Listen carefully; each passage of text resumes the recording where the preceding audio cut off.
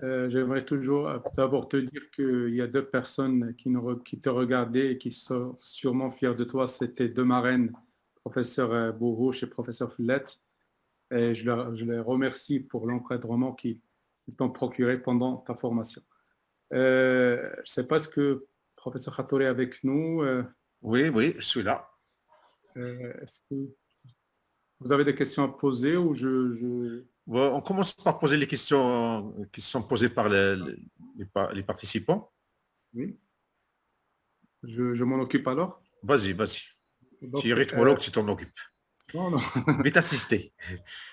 Il y a une question qui a été posée par professeur Fdouesh et finalement qui était destinée à docteur Abdelkrim Rahmouni, mais je pense que vous deux vous pouvez lui répondre.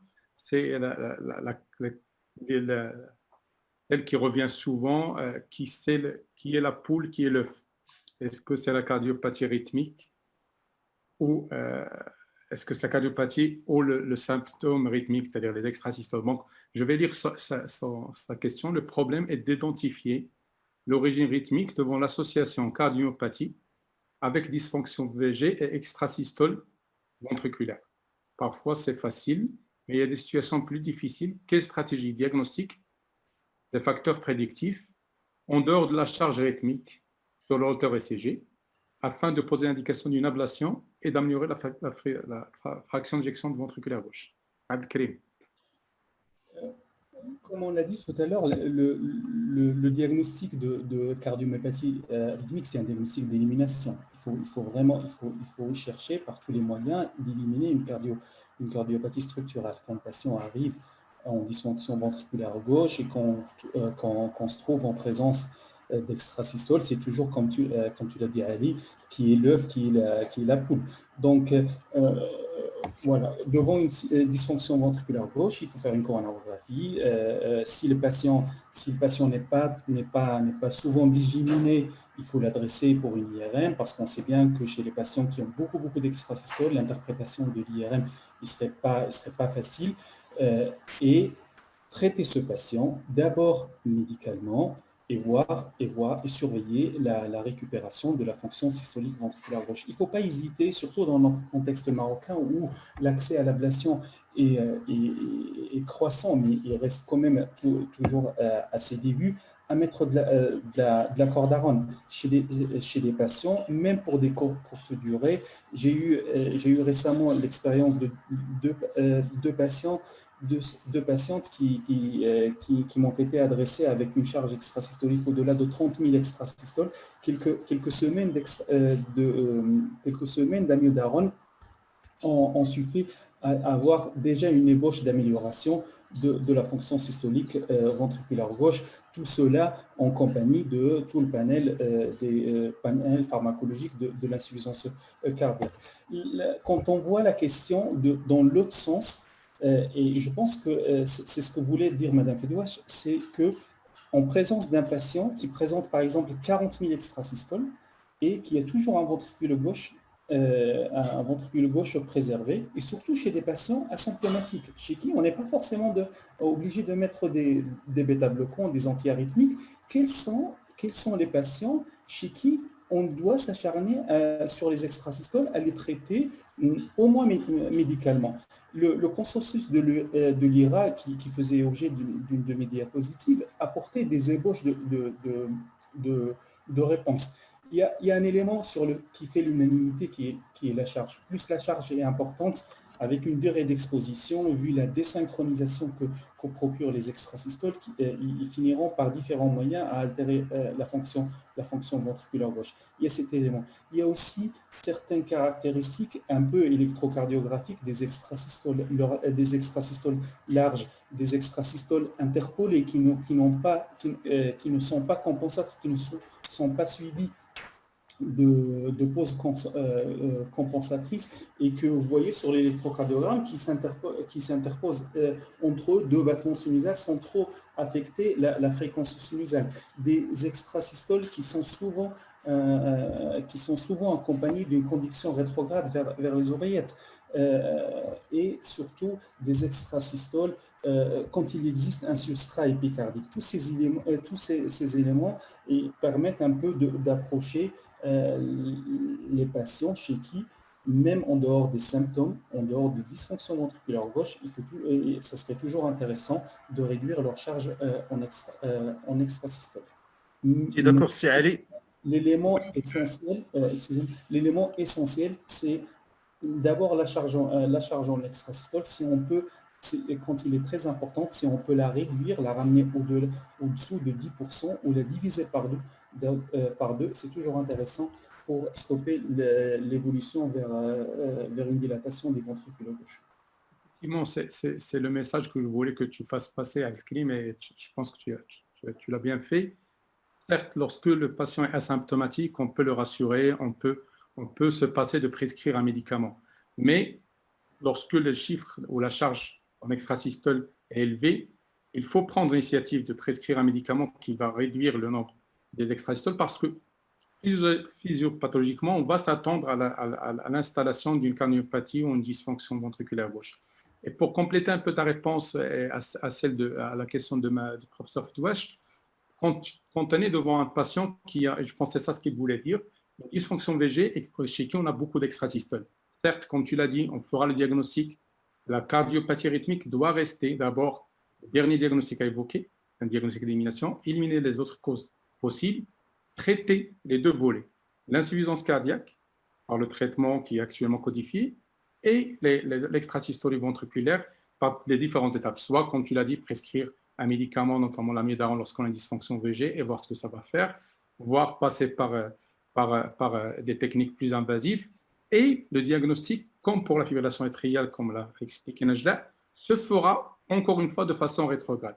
Personne ne pourra être sûr dès le premier contact de dire voilà, ça c'est une cardiopathie rythmique, c'est un diagnostic d'abord d'élimination et puis un diagnostic rétrograde qu'on fixera lorsque la fonction VG s'améliorera après amélioration du problème rythmique. Ali, on va alterner pour laisser reposer. On va poser une question à Angela. Que tu vas peut-être l'aider à répondre à cette question, parce qu'elle me paraît un peu délicate. Il dit en cas de patient qu'on a ablaté pour fleuter, et puis après il récidive par des FA paroxystiques. Oui. Fait-il, qu'est-ce qu'il faut faire? Angela. La question, c'est qu'on a ablaté le flotteur et on a une FA paroxystique, c'est ça? Oui, c'est ça. Donc en fait, il faut bien savoir que flotteur et FA, c'est bien établi qu'il y a une bonne relation entre flotteur et FA. Ça veut dire que beaucoup de patients qui ont fait un flotteur vont développer une FA dans leur vie et donc c'est pas vraiment un cas très rare. Par contre, la FA paroxystique, ça dépendra, on revient à ce qu'on a vu tout à l'heure. La FA paroxystique, ça dépendra s'il est symptomatique ou pas. Et puis, si le patient a été mis sous antiarythmiques, est-ce qu'il y a eu échec ou pas pour pouvoir passer à l'ablation de la FA paroxystique. Je ne sais pas si c'est ce que vous en pensez, Dr Chaib. Oui, je pense que tu as parfaitement répondu. Le flotteur, on va l'oublier. L'association est fréquente. Je ne dirais pas que si on tease, mais on s'attend toujours que le patient qui a présenté un flotteur, qu'il développera après de la fibrillation atriale, et cette fibrillation atriale sera alors là gérée par l'algorithme qu'a présenté Najla. S'il n'y a pas de cardiopathie dilatée, c'est là où l'ablation fait partie de la première ligne thérapeutique. Si c'est une FA paroxystique ou persistante, on pourra passer par le traitement médicamenteux en arrière-pensée de faire une ablation et cette ablation serait encore plus bénéfique si on la fait précocement chez les sujets jeunes. Donc, on va gérer le volet fibrillation atriale selon les recommandations actuelles, tout en oubliant que ce patient a déjà fait un flotteur et ne pas être étonné qu'il fasse une fibrillation atriale. C'est très fréquent l'association entre les deux. J'ai une autre question qui est proche, mais je pense que celui-là posé à un cas clinique, il parle d'une patiente jeune qui a 36 ans, qui a un vol parkinsonite, une voie accessoire qui a été ablatée à 3 reprises. Maintenant, elle reçoit la patiente avec persistance toujours de la voie accessoire. En plus de ça, elle fait de la FA paroxystique. Là aussi, conduite à tenir. Nejla Pouissi Ali. Déjà, donc, en fait, le premier volet, c'est une voie accessoire qui est récidivante. Déjà, il faut savoir que toutes les voies accessoires ne sont pas faciles à ablater. Il y a des voies accessoires difficiles d'abord, il y a des voies accessoires comme les septales ou le postéroseptal, et puis il y a des voies accessoires multiples. Donc, déjà, il faut être sûr que ce n'est pas une autre voie accessoire qui débute. Après, vous m'avez dit qu'elle a une EFA sous-jacente, c'est ça? Paroxystique associé. Une EFA paroxystique associée. Donc en fait, comme j'ai présenté tout à l'heure, le risque quand on a une EFA avec une voie accessoire qui est perméable, c'est avoir une EFA accessoire, une EFA préexcitée, et donc le risque de FV et de mort subite. C'est pour ça qu'on s'aide généralement de l'extrophysiologie pour pouvoir confirmer la malignité de la voie accessoire. Voilà. Abdelkrim, Le professeur Chaïk peut-être va compléter, je ne sais pas. peux laisser Abdelkrim me dire ce qu'il en pense? Après, ce qui est sûr, c'est que très peu de patients qui ont fait de flotteurs ne feront pas dans le suivi une EFA. La question qui revient souvent par les confrères, c'est que il y a un patient qui, dans la première manifestation de l'arythmie supraventriculaire, c'est un flotteur typique. On l'a anticoagulé, on a choisi de faire une stratégie d'anticoagulation, on l'a adressé à l'ablation, il est ablaté, son cardiologue traitant le voit après un mois. Et la question qui revient, est-ce qu'il faut arrêter ou pas le traitement anticoagulant? C'est juste une parenthèse que je voulais rajouter en complément de la discussion, c'est que, comme vous savez tous, c'est que le risque dépend surtout du score SHATS-VASc, parce que les patients qui ont fait du flotteur, majoritairement font de l'AFA. S'ils ne font pas de l'AFA clinique, ils feront de l'AFA asymptomatique, et dans ces contextes, il n'y a que le score SHATS-VASc qui compte. Chez les patients très haut risque, il faut garder un traitement anticoagulant au long cours, essayer de les convaincre de le prendre, même s'ils ne font pas d'arythmie clinique. Par ça, Voilà, pour le Wolf récidivant?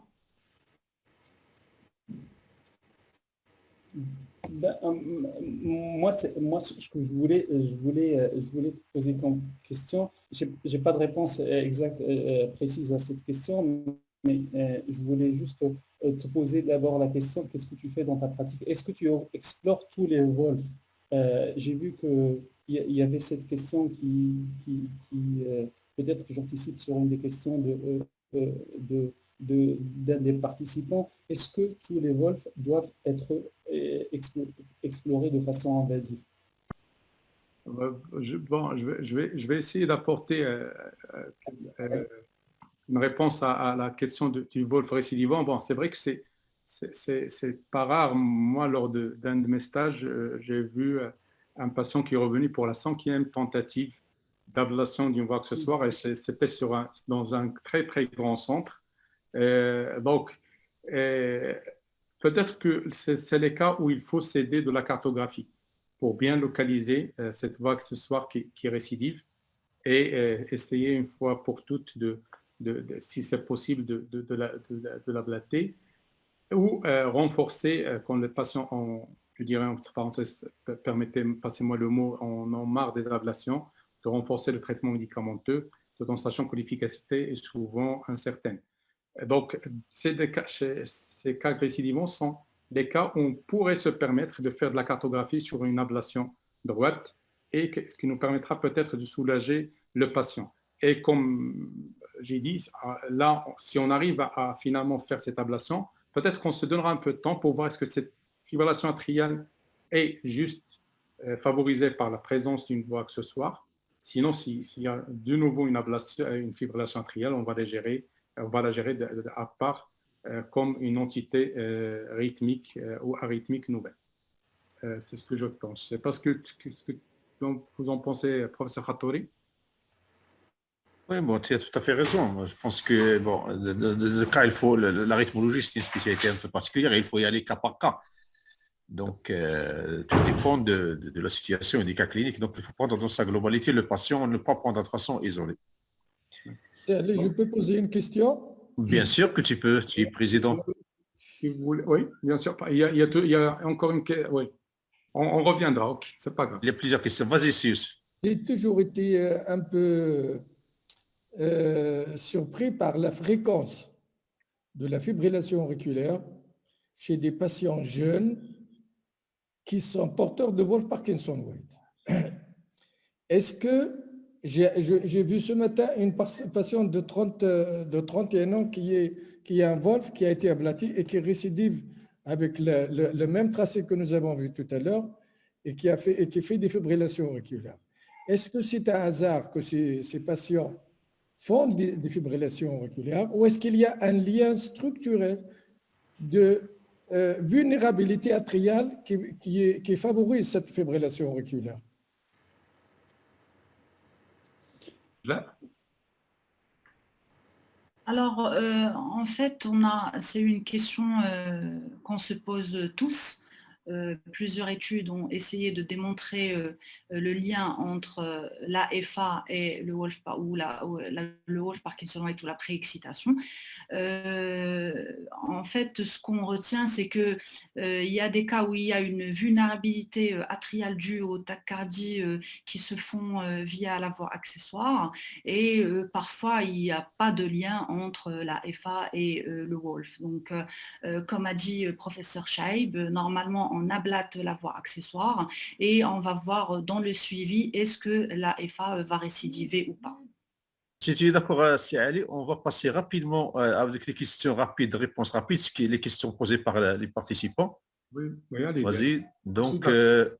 la place de l'exploration du syndrome d'apnée de sommeil dans le bilan d'une extrasystolie ventriculaire.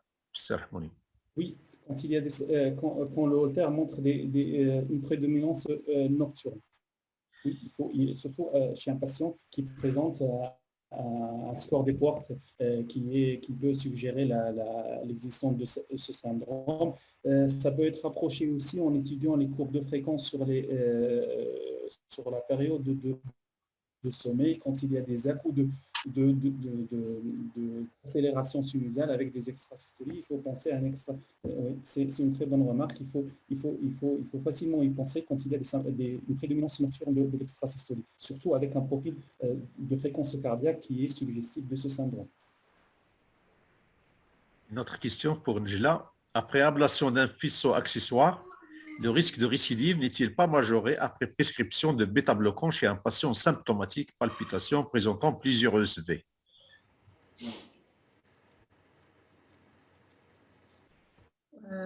Je ne vois pas le lien entre les ESV. Je n'ai pas compris bien la question, en fait, entre les ESV et la voie accessoire. Par contre, après l'ablation d'un faisceau accessoire, ah voilà, donc elle a mis le bêta-bloquant parce qu'il avait des ESV. Est-ce qu'il y a un risque? C'est ça? Je crois que j'ai compris la question, en fait. Voilà, après l'ablation... C'est une question du docteur Mariam Lahraoui. Il dit, après ablation d'un faisceau accessoire, le risque de récidive, c'est-à-dire des faisceaux accessoires, elle parle de la récidive des faisceaux accessoires, n'est-il pas majoré après prescription de bêta-bloquant? C'est-à-dire que la patient fait des extrasystoles ventriculaires, on prescrit les bêta-bloquants, est-ce qu'on augmente le risque de récidive de l'ESV? D'accord, d'accord. Donc, en fait, non, non, parce que l'ablation du faisceau accessoire, ça veut dire que c'est une guérison dans plus de 97% des cas. Donc, normalement, si on met un bêta-bloquant pour les ESV, il n'y aura pas de problème. C'est Ali? Je suis d'accord. Si on est sûr que l'ablation a été faite de façon complète, il n'y aura pas de risque de récidive. Et ce n'est pas les bêta-bloquants qui vont exagérer le risque de récidive, non. Pas... Très bien. Notre question pour Sir Rahmouni. Quel traitement vous préconisez en cas d'extrasystolie ventriculaire avec une fréquence cardiaque basse? J'ajouterai une petite remarque. J'ai suivi des sportifs. Vous connaissez maintenant, il y a une mode de footing et de jogging chez des patients qui sont relativement, je ne dirais pas âgés, mais au-delà de 40-45 ans, qui forcent trop et qui commencent à présenter, ils baissent leur fréquence cardiaque et commencent à présenter des extrasystoles lorsqu'ils sont au repos. À ces gens-là, je leur dis juste tout simplement de réduire un peu l'intensité de leur activité physique. S'ils le font juste pour le plaisir, il ne faut pas se mettre dans ce risque-là. C'est un conseil qui marche souvent avant de prescrire l'africaine. Et comme l'a précisé Abdelkarim dans son topo, quand c'est vagal, c'est presque, je ne dirais pas délétère, mais c'est très gênant de prescrire un bêta-bloquant. Donc, il faut prescrire l'africaine tout en sachant qu'il y a beaucoup de personnes qui supportent mal l'africaine, qui la supportent, qui n'arrivent pas à la supporter. Donc, si tu poses la question, est-ce que le patient est sportif, est-ce qu'il fait beaucoup de sport d'endurance? Si ce n'est pas professionnel, c'est-à-dire si ce n'est pas sa profession de faire du sport, conseille-lui de réduire un peu. On n'aura pas besoin de lui pour participer aux Jeux Olympiques. Il vaut mieux qu'il reste en vie. Nejla, quelle est la durée de l'anticoagulation après ablation d'un flux auriculaire en cas de score de Schatzbask faible? Normalement, on sait de 2 à 3 mois d'anticoagulation avant d'arrêter. Si c'est un Schatzbask qui est inférieur à 2 pour l'homme, inférieur à 3 pour la femme, on arrête l'anticoagulation, sinon on la continue à vie. Oui, je suis d'accord. C'est comme si on a fait une cardioversion chez quelqu'un qui a un Schatzbask à 2, on prescrit de l'anticoagulation avant et de l'anticoagulation après pour une courte durée. Vas-y. Une question que je poserai aussi à Najla. Elle voulait en parler, mais je pense qu'elle a fait passer la diapo de façon rapide. Pour les Wolf asymptomatiques, est-ce que l'ablation est systématique? Et j'ajouterai une chose. Tu as dit qu'il faut faire d'abord chercher les critères de malignité sur une voie accessoire. Supposons que le patient est symptomatique. Est-ce que tu dois passer par la recherche de ces critères? Je m'exprime autrement. Si chez un patient symptomatique, sur une voie accessoire, tu trouves qu'il n'y a pas de critères de malignité, est-ce que tu ne vas pas ablater? Donc, quand est-ce que tu ablatteras chez les patients asymptomatiques? Est-ce que le fait que les critères de malignité n'existent pas te dispensera de faire l'ablation? Donc, pour les patients asymptomatiques, normalement, on distingue les patients qui sont à haut risque, à savoir les athlètes ou les patients qui ont une activité sportive importante. Là, on s'aide directement d'une exploration électrophysiologique pour effectivement chercher ces critères de malignité et ensuite les ablater. Pour les patients qui n'ont pas une activité importante, on peut céder des examens non invasifs mais qui ont une sensibilité qui est faible et donc moi personnellement je préfère leur faire aussi une exploration électrophysiologique. Pour ce qui concerne les patients qui sont symptomatiques, est-ce qu'on va faire une exploration électrophysiologique avant de les ablater? Je crois que ça ne va pas changer dans notre attitude pour l'ablation puisqu'ils sont symptomatiques avec, comme on a dit, un risque de passage en effet préexcité. Donc non, même si on ne trouve pas des critères de malignité, on va quand même aller les ablater. Il a raison parce que, bon, je pense que de toute façon, lorsqu'on explore les caractéristiques, change d'un examen à l'autre, et un patient qui n'est pas malin aujourd'hui peut le redevenir demain. Donc, puisque c'est surtout les vols pas accessibles, je pense que c'est Ali d'accord avec moi, il faut les ablater, point. Moi, je dirais, bon, Abdelkarim, qu'est-ce que tu en penses? Après, ça dépend. Si la préexcitation est permanente sur le Holter, il faut explorer les quintes. Il faut explorer les quintes parce que il y a une importante cohorte que tu connais, celle de Papon, qui a parlé d'un risque rythmique de mort subite chez des patients qui ont un quinte qui est non exploré, qui est aux alentours de 0,5%. Après, 0,5% chez des patients généralement jeunes, c'est beaucoup. Je pense qu'il faut explorer tous les quintes permanents. Si le quinte est intermittent, c'est déjà rassurant sur le risque rythmique. quand le quint est permanent sur un haltère, il faut faire au moins une exploration histologique pour asseoir la période réfractaire antérograde et la faire sous perfusion disuprale.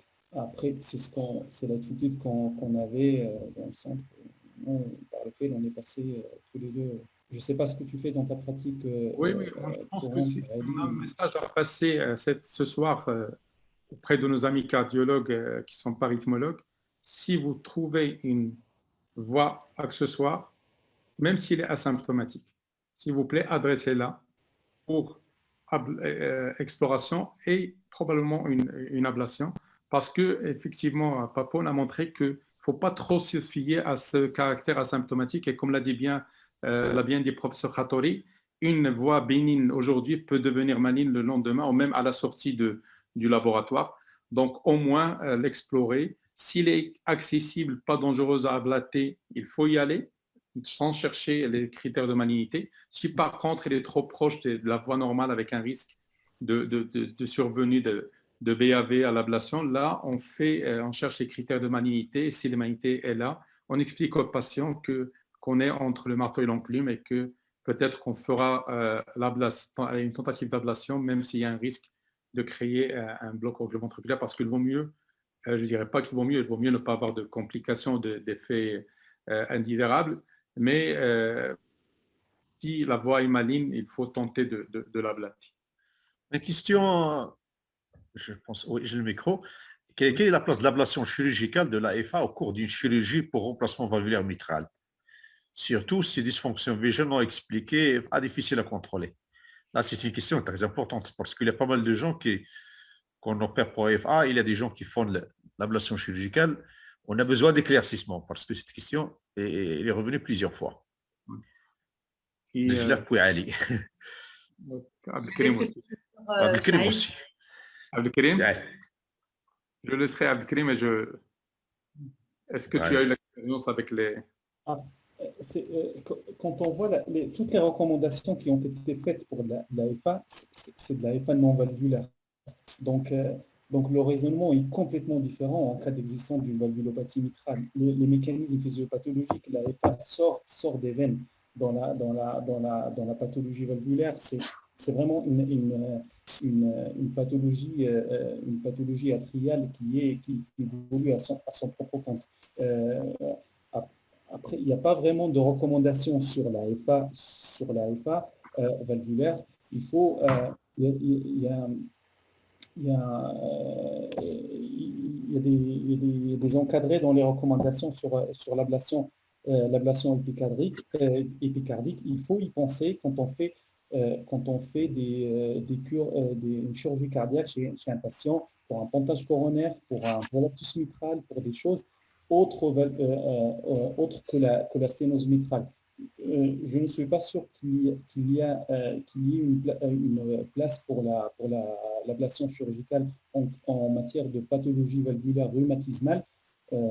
Par contre, je suis tout à fait d'accord si en présence d'un opérateur entraîné qui peut faire de la cryothérapie sur les veines en même temps qu'un pontage coronaire ou une plastie ou un traitement conservateur, oui, il y a toujours de la place à la proposer. Oui, l'ablation chirurgicale consiste, en paire opératoire, consiste à créer le masé de façon soit chirurgicale, soit électrique par un collier qu'on met, pour lequel on délivre la radiofréquence. Sauf que si c'est une valvulopathie mitrale, au stade chirurgical, on suppose que les dégâts qui sont sur l'oreillette sont trop importants pour qu'on s'attende à ce qu'il y ait une récidive. Donc oui, entre des mains entraînées, si le chirurgien a l'habitude de le faire, parce que c'est le chirurgien qui fait ça souvent, c'est pas le rythmologue. Si le chirurgien a l'habitude de le faire, il pourra le faire. C'est une indication effectivement dans les dernières recommandations qui nous disent qu'il faut tenter l'ablation ou au moins de faire le MADS quand le patient se fait opérer. Donc quand on est avec le ouvert, on peut le tenter, tout en sachant que le patient, bien sûr, il aura une valve mécanique, donc il se regardera son anticoagulation, il regardera tous les autres traitements. Si c'est entre des mains expertes, il faut le faire, il faut le tenter, je dirais. Sinon, je pense que c'est pas la peine de s'aventurer. Bien, c'est Ali, merci. Nejla, c'est Abdelkrim, c'était très bien. Donc, on a répondu à peu près à toutes les questions.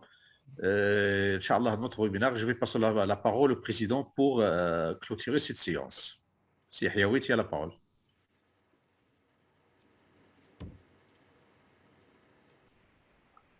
En attendant, c'est Yahiaoui, j'aimerais remercier le laboratoire Boehringer parce que pour son soutien à ce webinaire sur la rythmologie, je les remercie beaucoup pour leur présence.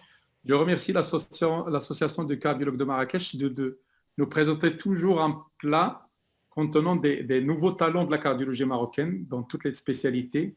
C'est vrai que Marrakech continue sur sa voie de nouveauté, la nouvelle fac, bon, elle n'est plus aussi nouvelle que ça, avec des médecins qui s'installent dans la ville et qui enrichissent les talents déjà existants sur place.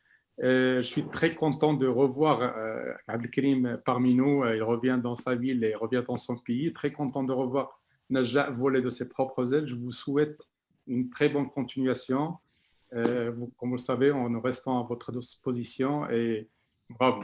Bravo, je suis très fier de vous. Merci. Merci, c'est Ali. C'est Youssef. Merci. Apparemment, c'est Youssef a un problème de connexion.